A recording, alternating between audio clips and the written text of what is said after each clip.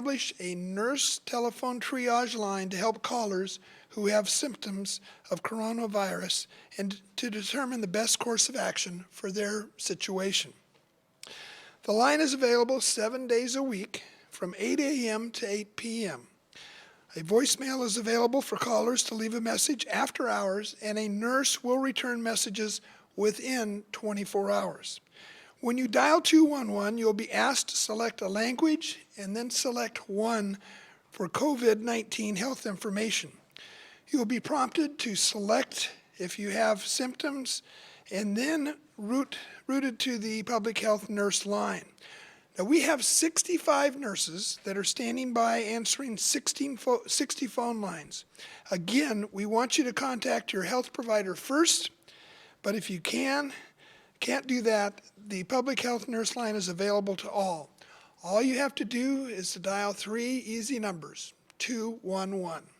With that, we're going to go straight to our speakers, and I'll call up Dr. Wooten for a medical update.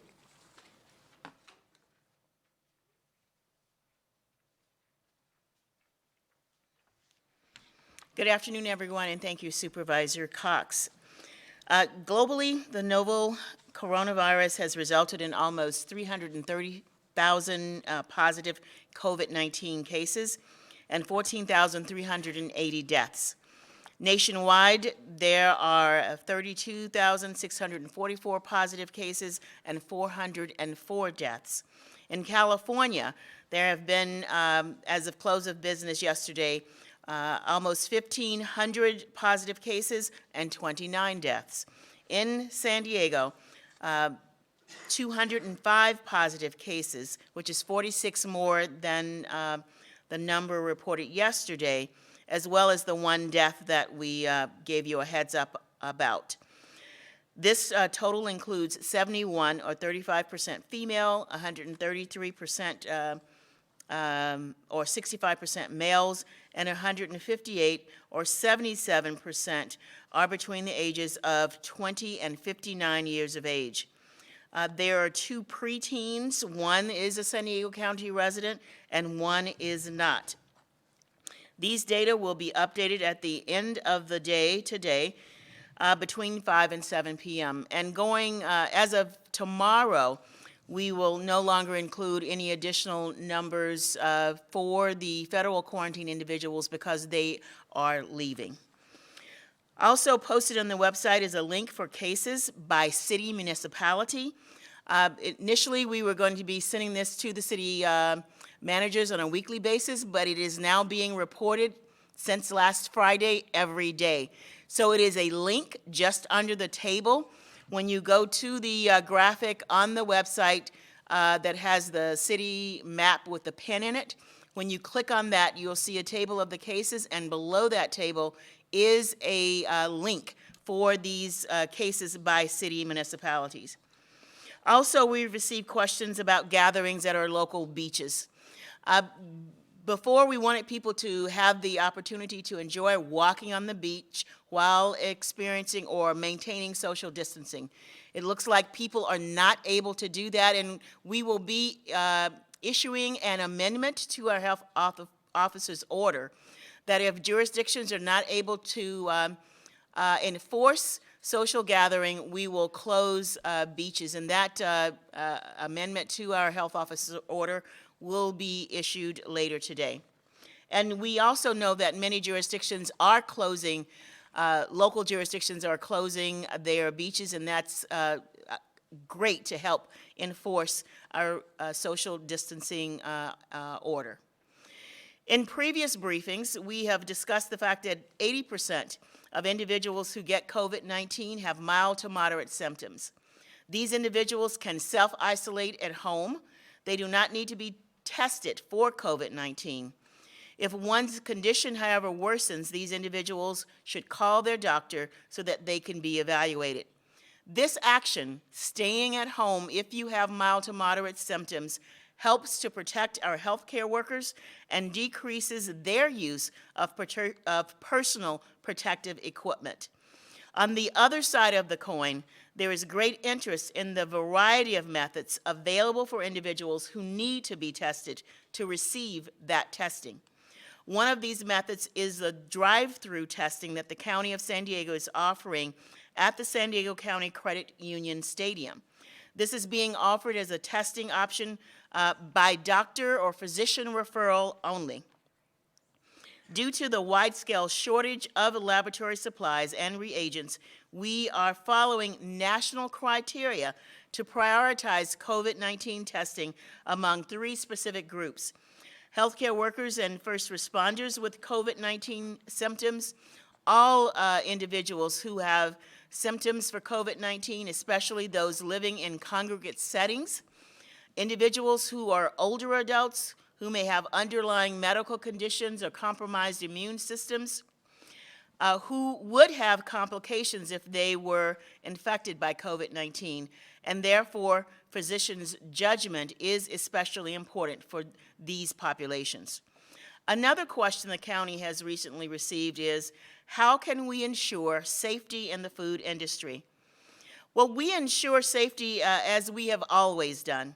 Restaurants and food handlers' safety training is something that we do on a regular basis, and this is done through the Department of Environmental Health at the County of San Diego.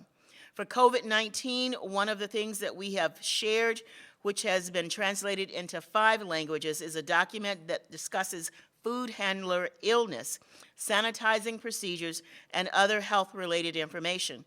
We can send that, we can find that document on the Department of Environmental Health's website. Additionally, the local chapters of California Restaurant Association and the Food and Beverage Association have been disseminating information to their membership, and they were included in a letter that specifically was written for them over 10 days ago. In the food handling industry and other essential services, the workforce, I want to emphasize that any worker should not go to work if they are sick. You heard me say it before, and you will likely hear me say it again. Please remember that it is safer to stay at home. Please stay at home if you do not need to go out for essential reasons, such as grocery shopping, walking your dog, or if you are considered an essential worker under the guidelines Governor Newsom set out last week. So now please welcome Supervisor Fletcher. Thank you so much for your time.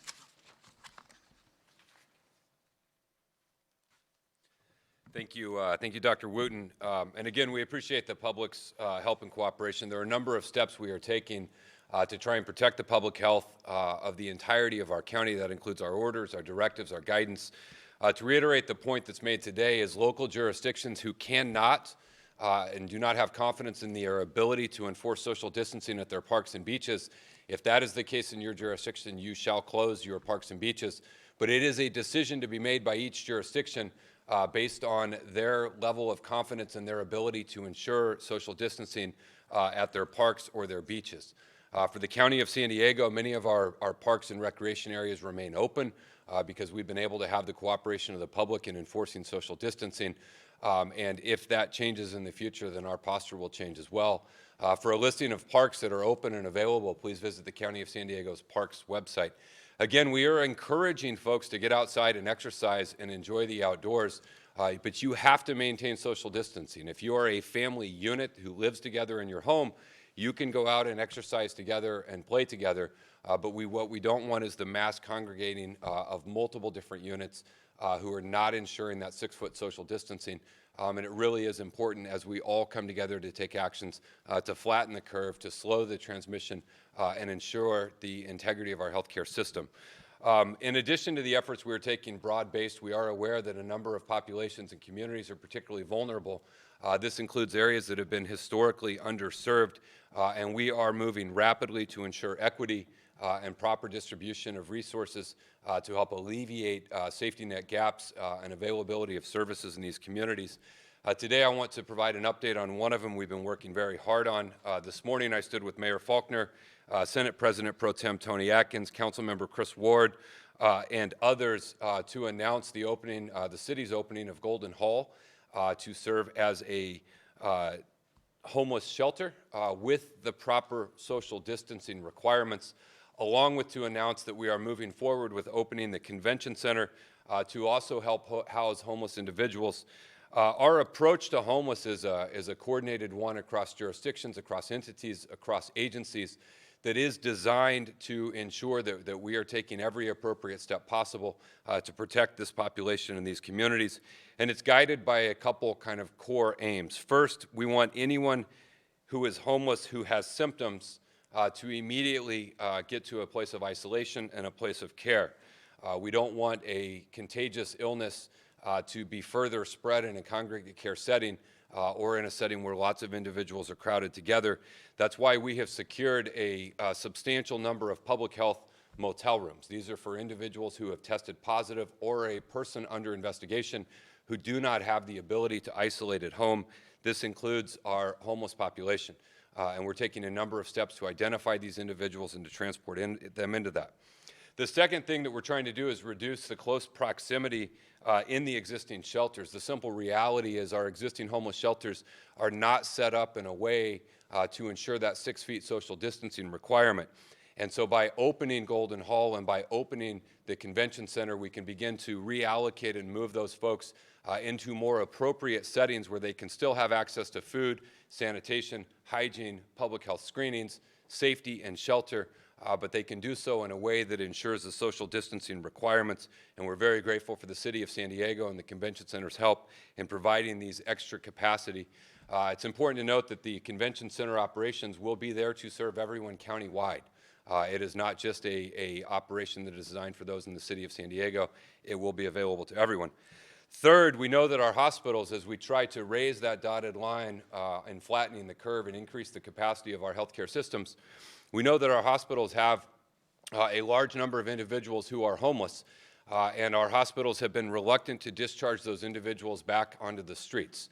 By increasing the capacity in our sheltering system, we are having the ability to begin to move some of those folks out of a hospital setting into a sheltered situation where they have access to care. And this action will help free up very vitally needed hospital space. And then fourth, we want to make sure we have a rigorous process for screening everyone who enters into the system. County nurses are on site at 9 different shelters. As we expand operations into Golden Hall and the Convention Center, they will be on site there as well. And what we really envision is that our homeless shelters become a intake place where an unsheltered individual can go. They can get a health screening. If they have symptoms or a fever, they can immediately be sent to a public health motel room. If they are an elderly senior or they have underlying respiratory issues, they can immediately be sent to a regional task force on homeless isolation motel room. If they are neither of those two, then they can go into the shelter, get an assessment, a screening, and then be transported to the most appropriate sheltering location, again with social distancing. In addition to these steps, we have hundreds of hand washing stations out. I was out this morning checking on a few, and they're being refilled and resupplied and replenished. As we get additional requests, we will fulfill those requests. And again, our public health nurses are with homeless outreach teams throughout San Diego County. In that capacity, they are providing information, advice, hygiene kits, connection to services, as well as screening for symptoms that may be available. If you are homeless and you have symptoms, you should first contact your medical provider if you have one, like a community clinic. If you do not have a place where you have gone or you go for medical care, you can reach out to any homeless service provider who can, again, get you connected into an assessment and a screening. And if you're not connected to either of those service providers, you can call 211, where the nurse hotline can begin to triage you and potentially connect you to a location for care. But let us be clear that at San Diego County, we care about all of our residents, and we are taking action to protect all of them, including these populations. Next point, something we talked about yesterday and we've talked about a number of times before, is the vital importance that as everyone deals with not only the potential impacts of coronavirus, but the impacts of the measures associated with stopping the spread of coronavirus. Economic uncertainty, isolation, anxiety. We are very concerned, and we want the public's mental health to be seen through the same lens that we are viewing your physical health. And in this effort at the county, we are stepping up a number of tools and resources to make sure that we can provide those vital mental health services and options so that our community can remain strong and resilient. And so here today we have with us our Director of County Behavioral Health Services, Dr. Luke Bergman, to share a few tips, advice, and suggestions on things that everyone can do to really remain strong and resilient and healthy through what is a very difficult time. Dr. Bergman? Thank you, Supervisor Fletcher. As Supervisor Fletcher was just mentioning, this is a moment that is exacerbating a lot of stress and anxiety that people have in their daily lives. There's a lot of fear, a lot of uncertainty around what's happening right now with the COVID virus. We also have looming economic difficulties that we know are associated with increased rates of depression and of substance use. And so it's extremely important that as people start to experience those feelings, that they address them now. We know from studying other disasters that expedient intervention with mental health issues will stave off challenges that could last years if care and treatment is delayed. So we really want to encourage people to get the care that they need, to take seriously their emotional responses to what's going on right now. With that in mind, I want to just emphasize a few key points. One, treatment is available. For mental health, for substance use disorders, treatment is accessible and available. The system is up and running right now. I want to note for people that it's very likely that you would access care in the current context telephonically through telehealth. We have moved the entire system into that mode of contact. It is a mode of contact that works well, and it's in fact in some ways made care more accessible. If you've got a phone, you can get care for mental health, you can get care for substance use disorder. So we strongly encourage people to continue accessing care if they feel that they need it. We would also emphasize that the best course of action if you're feeling agitated or in some sort of crisis is not to go to an emergency department right now. We really need, as Supervisor Fletcher was emphasizing, those resources for addressing issues that may be associated with COVID or may be associated with other serious physical health conditions. What we would suggest that people do in those cases is call the Access and Crisis line. The number is 888-724-7240. Again, that's 888-724-7240. 24/7, 150 different languages. You will talk to an experienced, licensed counselor who can help you in the immediate moment and help you get care ongoing as you need it. We would also emphasize that there are some things that you can do to manage your stress and anxiety and your mental health in the current moment. It's important to maintain routines related to meals, exercise, as Super Fletcher was just emphasizing. Bedtime sleep is extremely important. Connect with other people.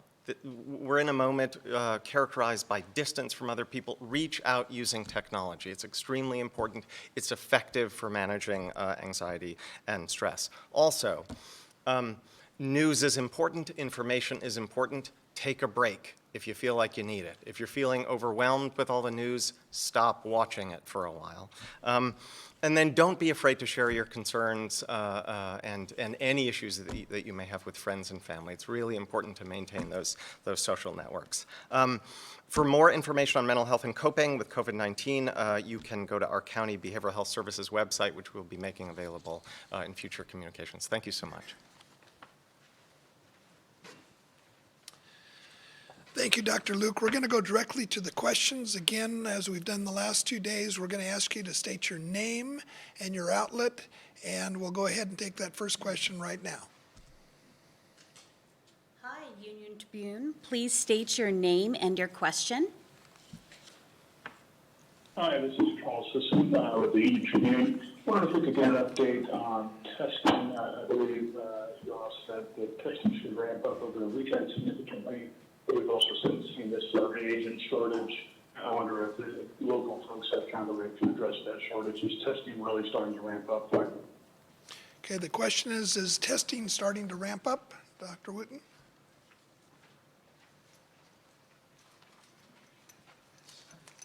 If I understood the question correctly, is testing starting to wrap up? We are far from wrapping up, actually. Ramping up. Thank you. There are many commercial laboratories that are coming on board, as well as hospital systems. So as I stated yesterday and the day before, we will be increasing the amount of testing throughout the county, and we will see more individuals that are tested and more positive cases will be reported. So we will continue to see the increase in the number of individuals testing. Local hospitals are doing drive-through. The county, as you were told earlier, is doing drive-through. So testing will continue to increase over the coming weeks and months. Follow-up. Thank you, Dr. Wooten. Next question. We have KPBS. Please state your name and your question. My name is Matt Hoffman, calling from KPBS.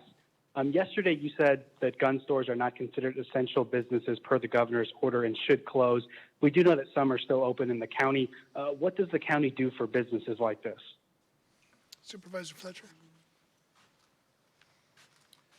Thank you. The governor's executive order has outlined essential and non-essential businesses. Anyone that is not on the essential businesses list has been advised to close. And we're asking for the public's cooperation and help in this endeavor.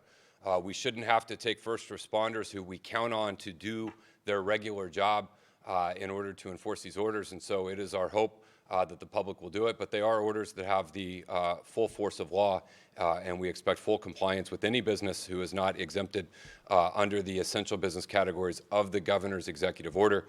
And we also encourage people to continue to monitor that order for further guidance and clarification.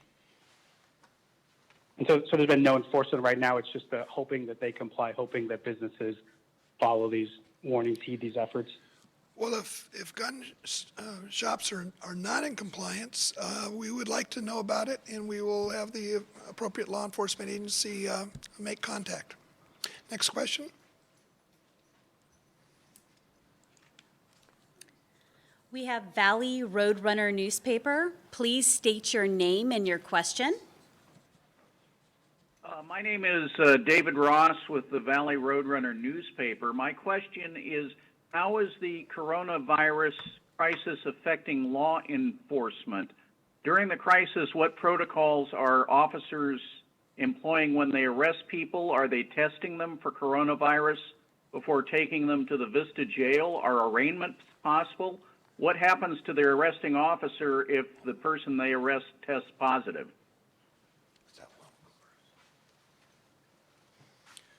We know the sheriff and local law enforcement have all taken a number of actions within each of their agencies and jurisdictions, and it'd probably be most appropriate to direct your question to them. We are ensuring that first responders, along with public health workers, are at the front of the line in order for testing when they meet the proper protocols so that they can be cleared and put back to work. They have a huge burden and a huge job in these difficult periods. It is at their discretion how they enforce the essential versus non-essential businesses, but they also are all taking a series of steps to protect their personnel, and we would encourage you to contact each jurisdiction for the actions that their individual department is taking. Thank you. Okay, next question. NBC 7, please state your name and your question. Hi, my name is Claudette Stefanian. I'm with NBC 7. The question I wanted to ask, obviously a lot of orders have been put in place, huge orders that are impacting a lot of people's lives. At the end of the day, how is the county evaluating if these measures are effective, and what tools will you be using to figure out when to scale back on some of these measures?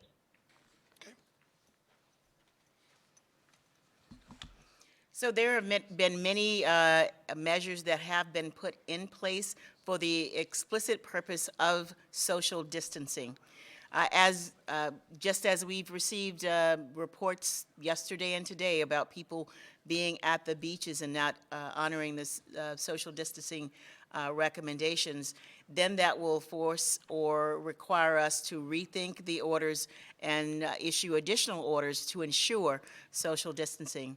But what is evidence-based is that social distancing whether it's school closures, working remotely from home, not going out in large numbers. We've implemented all of those strategies, and the intention is to decrease the transmission of COVID-19. And these are the types of interventions that are issued for any pandemic situation. The goal and the explicit goal is to separate those individuals that are infected from those individuals that are not infected, so we do not have more people that develop the infection. So when we start to see our numbers come down, that's when we will reevaluate. But right now, our numbers are continuing to increase. And as stated earlier, that's because we know that we have community-wide transmission. We are ramping up with increased testing, so we expect to see more people that test positive. But once we get to a baseline for testing, then over time, as this disease takes its course, we hope that the numbers will come down. Now, as I often say, hope is not a strategy. All of these strategies are being done to flatten the curve so that we have ample time for researchers to develop a vaccine that can be used against this particular disease. And Dr. Wooten, since I still have you at the podium, could you clarify? I know you were mentioning that the federal quarantine number was going to be removed from the website, the number. Can you explain why? Well, the federal quarantine, they end up being on federal quarantine in just a few days. So we are removing that information. Thank you.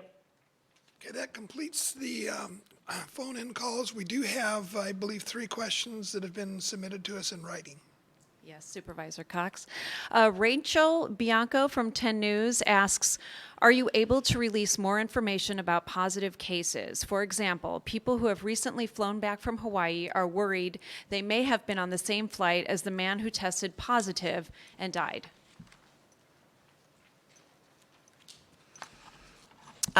Airports or illnesses on airplanes are under the jurisdiction of the Centers for Disease Control and Prevention. And if you had contact with that individual, you should have received a letter from the CDC. So if you have not received a letter, most likely you are not at risk or not affected. And Rachel also asks, regarding the number of cases, is it possible to say where in San Diego those cases are?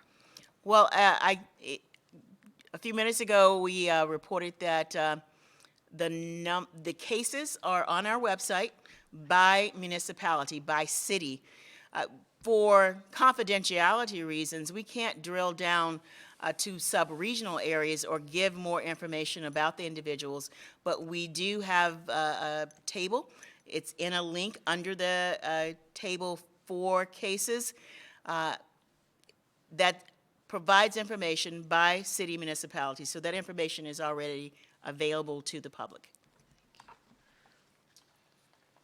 Okay, I believe we have one final question. Actually, we have a couple of more. Okay, a couple more. Gina Yarbrough from San Diego County News. There's been a big concern of large gatherings at beaches and parks. What safety measures are you taking with grocery stores to prevent the spread of COVID-19 from possible infected shoppers? Okay, Dr. Wooten. Yes, I have seen many of our grocery stores going above and beyond by not letting a large number of individuals into the grocery store so that they can maintain that social distancing. Shopping for groceries is an essential service. People have to eat. And I am very proud of our grocery stores that are implementing these self-imposed additional steps to make sure that the public adheres to social distancing when they go out to shop. Okay, next question. Yes, this is from Claudia Bucchio with Univision. With the growing number of cases of COVID-19, how is the county managing to trace contact history of those who have been diagnosed? And also, is retired personnel coming on board to help with that? Dr. Wooten. So case investigation and contact investigation is the hallmark basis for epidemiology and surveillance. And we do that in this particular case, we do that in a very robust manner. So we are continuing to do what we normally do, and we have even enhanced those measures, have more people on staff, and we're utilizing all of the tools available to us, whether it is bringing back retired staff as retired retirees, or utilizing temporary staff, or utilizing volunteers through our Medical Reserve Corps. This has been addressed, but we'll ask again from Marilee Moore from Fox 5. We saw issues with beaches in San Diego across Southern California over the weekend. What is the plan moving forward, and will San Diego also consider shutting down hiking trails like LA? So I think we've already addressed that question, but to share the information again, we are amending our order that if local cities and municipalities cannot enforce the social gathering order, we are amending our orders to say that they can close city parks or beaches. In the county of San Diego, as you heard Supervisor Fletcher say, we have not closed our parks because we do want individuals to enjoy the opportunity to walk with their families, but we still advise everyone to adhere to the social distancing strategies. David from Channel 8 asks, why isn't the stadium site offering more widespread testing with screening on site? This is being done in other states. There is a limited supply of testing capability at this time. Our instructions to everyone for individuals with mild to moderate symptoms to stay at home. You do not need to be tested. Testing is reserved for those individuals that are at greatest risk. That includes our older adults, our individuals with underlying complications, individuals with compromised immune systems, which includes individuals with HIV or individuals that might have cancer. And also our healthcare workers are also prioritized for testing. So that is our strategy. That is a national as well as a statewide strategy. We do have the drive-through, but that is by referral from providers. Once we get more capability, we will expand the criteria for testing. Andrew Bowen from KPBS asks, you have said that senior centers are at the highest priority for testing kits. Can you tell us how many tests have been sent to local senior centers? Well, we don't send the tests. The senior centers don't have the capability to test. If we hear about situations where it is a healthcare worker or a patient, we will send a team of nurses out to the location. We will provide them with the swabs to collect the samples, and then that will come back to our public health laboratory for testing. To date, we do not have any patients in long-term care facilities that have tested positive. We do have some workers, but no patients. So we are very confident in the strategy that we have developed, the process we've developed to assess individual long-term care facilities to ensure the safety not only of the staff, but the patients in those facilities. Okay, that completes our questions for today. Before we break, I want to just announce that obviously these are unusual times that we're in, and the Board of Supervisors will be meeting tomorrow, but in a different setup. Tomorrow's board meeting is going to be a virtual board meeting. It'll start at 9 a.m. It will include not only the regular board agenda items, but also the land use items, which we usually hear on Wednesday, and air pollution control district items. If you wish to follow the board meeting, or if you wish to get involved in actually submitting questions, we would ask you to go to the county's website, which is sdcounty.ca.gov, and there will be directions on how you can participate in the board meeting tomorrow. You know, there's, I guess, American folklore story that says that we're all like 6 degrees of separation. That's I know somebody that knows somebody that knows somebody that knows somebody that knows Kevin Bacon. Well, what we're asking to do now is not 6 degrees of separation, but 6 feet of separation. We want everyone in this county to live well. We want them to stay well, but we want you to stay home. With that, we'll conclude today's press briefing. We'll be back here tomorrow afternoon at 2:30. Thank you.